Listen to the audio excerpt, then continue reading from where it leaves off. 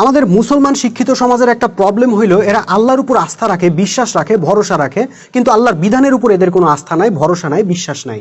এরা বিশ্বাস করে আল্লাহ মহাজ্ঞানী, তার চাইতে বড় জ্ঞানী আর কেউ নাই, কিন্তু সেই মহাজ্ঞানীর দেওয়া জীবন ব্যবস্থা এদের পছন্দ হয় না, তার দেওয়া হুকুম বিধান এদের মনোপুত হয় না। এরা পশ্চিমাদের তৈরি গণতন্ত্রের জন্য পাগল হয়ে যায়, সমাজতন্ত্রের জন্য পাগল হয়ে যায়। কারণ কি? কারণ কলেজ বিশ্ববিদ্যালয়ে এদেরকে পড়ানো হয়েছে গণতন্ত্রই হইল সর্বোত্তম জীবন বিধান, আর ইসলাম হইল 1400 বছর আগের সেকেলে জিনিস। আধুনিক যুগে নাকি ইসলাম চলে না।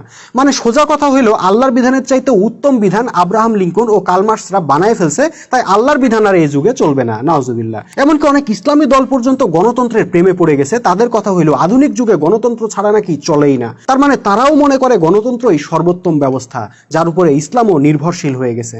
ভাই, এইসব কাহিনী বাদ দেন, আগে বলেন আল্লাহর উপর আস্থা আছে আপনাদের? আল্লাহকে কি সর্বজ্ঞানী মহাজ্ঞানী বলে আসলেই বিশ্বাস করেন?